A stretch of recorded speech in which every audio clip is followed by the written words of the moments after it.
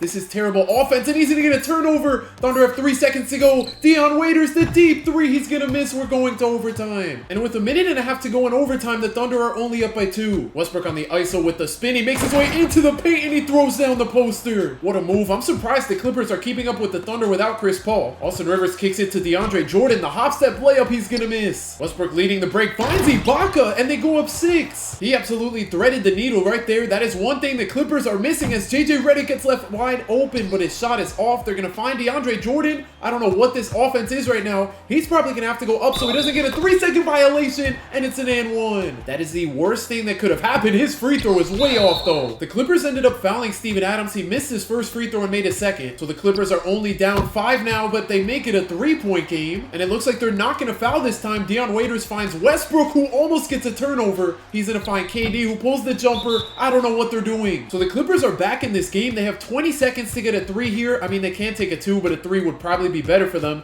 Jamal Crawford looks like he's trying to get a 2, and instead he gets a turnover. And with Dion Waiters missing 1, making 1, Jamal Crawford makes it a 1-point game. Let's just hope he can make both free throws this time around. That first one almost rolls out. And let's see if he can put the Thunder up by 3. His second free throw is going to miss. Paul Pierce with the full court shot for the game. He's going to miss, and the Thunder make it out. And once again, Westbrook had an insane game. So in round 2, the Rockets have to play a Kawhi-led Spurs team, and it's looking rough for the Thunder as they have to face the Warriors, the 68-win Warriors. But in Game 1, the Thunder and Rockets are both going to win 1-1 on both sides of the bracket. Thunder go up 2-1, and we have a 2-2 for both of them. And in Game 5, the Rockets have to lock in here. They're only up by 1 as Kawhi gets left open for 3. He's going to miss. Big rebound there for Capella on the break. Harden gets left wide open, and his 3's good. James Harden trying to lock up Manu here. Manu kicks it to Kawhi, and he misses a second shot. Patrick Beverly's going to find James Harden, who gets left open again. What is Manu doing? Rockets take a 7-point lead now as Patty Mills is going to pull the 3. It's good. So that shot's going to keep the Spurs in it, but James Harden's going to go back to cooking as he makes the layup on Tony Parker. Kawhi's going to need to do something for the Spurs if they want to stay alive. He's getting clamped up, though, by Trevor Ariza. He's going to kick it to Tony Parker, who uses the screen from LaMarcus Aldridge. He's going to take the contested jumper. I don't know why that was the shot. So now James Harden could hit the dagger here. Instead, he finds Pat Bev, who gets stopped by Tony Parker, and Kawhi's going to end up fouling Terrence Jones. He's going to make his first free throw, and to put them up 80, misses the second. So the Spurs need a miracle. They're going to have to be perfect from here on out with 25 seconds to go. Danny Green gets left wide open. He's going to miss, and the game is over. So the Rockets are going to take a 3-2 lead behind 41-10-8 from Harden. But in the Thunder's Game 5, they're down by 3 with 40 seconds to go. Let's see if they can lock up Steph Curry. 8 seconds to go. I don't know why Bogut is handling the ball. They're going to find Harrison Barnes, the behind the back. He's going to use the screen from Draymond. He gets an open jumper, and Ibaka's help isn't good enough. The Thunder have 19 seconds to make something happen here. They're going to inbound it to KD on the ISO. He finds Westbrook, the corner 3. He's left wide open, but he can't convert it. So unfortunately, the Warriors are going to be the team to go up 3-2. Meanwhile, in the Rockets series, the Spurs are 1 minute away from forcing a Game 7. What is that defense? LaMarcus Aldridge got left wide open. Now Harden's going to have to take the game into his own hands, ISOing on Danny Green with the behind the back. He gets an open layup after bodying him. Patrick Beverley's gonna need to lock up Patty Mills here, looking for LaMarcus Aldridge. That's terrible defense from Clint Capella again. Harden's really gonna have to carry this team here. Isoing on Danny Green again. He kicks it out to Pat Bev to Ariza. Ariza looking for Harden again, is gonna find him. 8 seconds to go. Harden on the ISO, throws down the poster. So the Rockets need to stop and to score badly. Let's see if Clint Capella can actually play good defense this time around.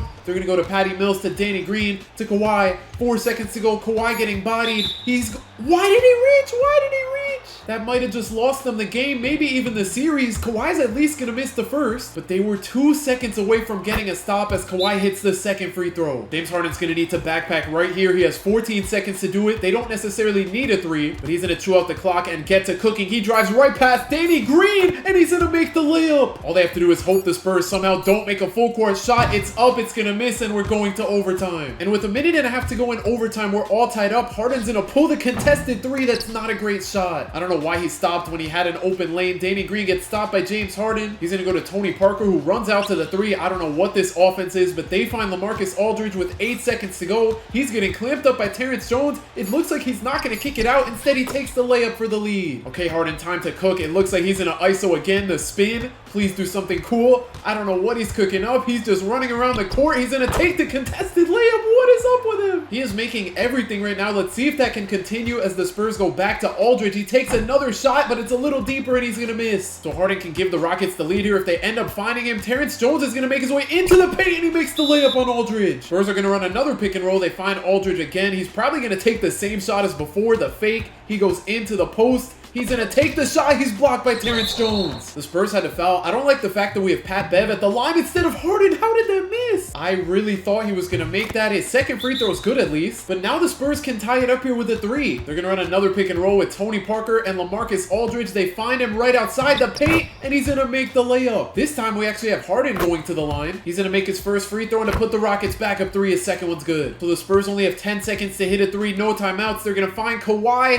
and the late contest is good enough. So in Game 6, the Rockets are going to survive and move on to the conference finals. And I wonder why. 40-point triple-double from James Harden. And unfortunately, we're not going to get to see Westbrook versus Harden as the Warriors are just too good. So let's see if Harden can do what Westbrook couldn't. Spoiler alert, I feel like they're not going to be able to beat the Warriors. The Rockets just won Game 1 though. Warriors take Game 2 and 3. Game 4 is a big one. It goes to the Warriors. They're not able to win in 5. And in Game 6, they're going to get eliminated. Oh yeah, they got blown out. It wasn't close at all because Steph Curry dropped 51. The following season, Westbrook's going to win the MVP, averaging a triple-double. And him and Harden are both on the All-NBA first team again. Harden's going to average 27, 6, and 11. And on top of winning the MVP, Westbrook's going to lead the league in scoring while Harden's second. And Westbrook also leads the league in assists while Harden's second. But Harden would get the last laugh because while the Rockets are the 4 seed, the Thunder are going to miss the playoffs even though they had the same record as the 8 seed. Round 1, Harden gets a rematch against the Spurs, and this could really go either way. The Spurs are going to take Game 1 and 2 on the road. They also take Game 3, and they're going to sweep the Rockets. And finally, Harden's going to win an individual award as he wins his first MVP. He's going to lead the Rockets to 70 wins, and his new teammate Chris Paul is going to steal the All-NBA first team spot from Russell Westbrook, who's on the second team. And this season, he dropped all the way down to 23 points a game, but he's still going to average 10 rebounds and assists. And this is the reason Westbrook's scoring went down. Paul George is going to average 26 points a game on the Thunder now. The Thunder are sitting at the 7th seed. They have to play the Spurs in the first round. Meanwhile, the Rockets have a much easier matchup. They have to play a younger Nikola Jokic. Unfortunately for the Thunder, they're going to get swept, and the Rockets are going to make it out in 5. But now they have to play a team of Steph Curry and Kevin Durant. I don't know how the Warriors are the 4 seed. The Rockets are going to take the first 2 games at home. Game 3 goes to the Warriors, and they can't tie the series up. The Rockets make it out in 5. But now they have to play the team that took down Russell Westbrook. 1 seed versus 2 seed. The Spurs are going to steal games 1 and 2. That's not a great start for the Rockets, and they're going to get swept as well. The Spurs have not lost a game all playoffs, and they're going to lose in Game 7 of the finals. Kevin Durant's going to win the MVP over Westbrook and Harden, but Westbrook and Harden are both on the All-NBA first team. Harden averages 29, 6, and 8, and Westbrook averages 25, 10, and 11. This season, the Thunder are the 4 seed, while the Rockets are the 2nd seed. In the first round, the Thunder have to play Jokic, who continues to get better. Meanwhile, the Rockets have to play a young Kings team. 2 games through both series. We have a 1-1 series on both sides. I don't know how the Kings are up 3-1 on on the Rockets. This is not a good look. The Rockets are going to lose to a 7 seed. Meanwhile, the Thunder are up 3-2. They just barely won game 5 and they're going to win in 6. So now with Westbrook being the last man standing, they have to go up against Curry and KD. This super team is crazy. They're healthy, so they also have DeMarcus Cousins as their starting center. The Thunder are surprisingly able to take a game, but the Warriors go up 3-1 and win in 5. But in Westbrook's 12th season, his supporting cast goes from Paul George to Chris Paul and Shai Gilgeous-Alexander. Meanwhile, James Harden has no Chris Paul because he's Westbrook's teammate now, and he's stuck with a 6'5" power forward in PJ Tucker. James Harden's going to win his second MVP, averaging 38, 8, and 8, and Westbrook's going to drop down to the All-NBA second team, averaging 27, 10, and 8. But with both of them losing key player on their teams, neither of them are going to make the playoffs, which takes us on to season 13, where Westbrook's starting to get worse as Shai's starting to get better. And as for Harden, his best teammate is a washed-up John Wall. James Harden's going to make the All-NBA first team, averaging 36, 8, and 6. Meanwhile, Westbrook doesn't make an All-NBA team for the first time in a while, averaging 28 and 10. But for the second year in a row, neither of their teams are going to make the playoffs. The Thunder only won 35 games, and then the Rockets won 31. Westbrook's officially not the best player on his team anymore, but Harden still is, even though he's down to an 89. Never in my life did I think I would see a Karl Anthony Towns MVP. Anyway, James Harden's going to make the All-NBA third team, averaging 25, 5, and 10. And Westbrook, once again, doesn't make the All-NBA team, averaging 22, 7, and 8. And for the third season in a row, the Rockets are going to finish as the 11th seed, not making the playoffs, and the Thunder are the 13th seed. Season number 15, Harden's going to stay at an 89. Meanwhile, Westbrook's all the way down to an 83. James Harden's going to make the All-NBA second team, averaging 26, 5, and 10. Meanwhile, Westbrook doesn't make any All-NBA teams. He's down to 18.6 rebounds and 6 assists a game. The Thunder finishes the 11th seed. The Rockets have a chance in the play-in, but I doubt they do anything here. Their first game against the Kings, they're not even going to win. But after 8.5 seasons on the Rockets, James Harden's going to join the Thunder and team up with Russell Westbrook for the third time. Harden's not going to make an All-NBA team for the first time in a while, averaging 18, 6, and 10, and Westbrook's down to 13, 5, and 4. But it makes sense because the team is super well-rounded in terms of scoring. Round 1, they have to play Kawhi and Paul George, which is funny because in real life, Westbrook and Harden were both on the Clippers, which is why their starting guards are pretty bad this year. So we should be able to beat them based off that. The Thunder are going to take game 1 and 2 both on the road. They go up 3-0. That's huge. They're not able to sweep. They're not going to make it out in 5 either or 6. And in the first round, they're going to blow a 3-0 lead. The fact that they let a 34-year-old James Harden lead the team in scoring is insane. Shai only put up 15 points and he shot terrible. But the Thunder are going to run it back as they get a lot better. They have 4 players 89 overall or better. James Harden's going to make the All-NBA third team at the age of 35, averaging 22, 4, and 11. And Westbrook's going to average 14, 4, and 5. But the Thunder somehow don't get any better. They're still the 5th seed. And to make matters even worse, they have to face MVP Jokic in the first round. This is not going to be easy. Game 1 goes to the Nuggets. Game 2 goes to the Nuggets. Game 3, the Thunder won by almost 50. We need more games like this from them. If they could even up the series here, that would be huge. They're going to win by 5. J-Dub dropped 43. Shai with 38. He almost had a 40-20 game, and then Harden almost had a 20-20 game. In game 5, unfortunately, the Nuggets are going to run away with it in the 4th. Chet dropped 38. Shai had 25. They played great. Westbrook even played good off the bench. And Harden had a good stat line, but that field goal percentage is not it. But in game 6, the Thunder are going to manage to stay alive and force a game 7. All thanks to Shai, Chet, and Harden all going off. And in game 7, the Thunder are going to dominate, blowing out the Nuggets to make it to the second round. Shai dropped 44, Chet with 28, J-Dub 23, Harden 22 and 15. They're going crazy. But now they have to play the 1-seeded Mavericks with a healthy AD and Kyrie. This team is scary. Let's see if the Thunder can upset them. They're going to win the first 2 games on the road. That's huge. They're going to take a 3-0 lead. They're not able to sweep.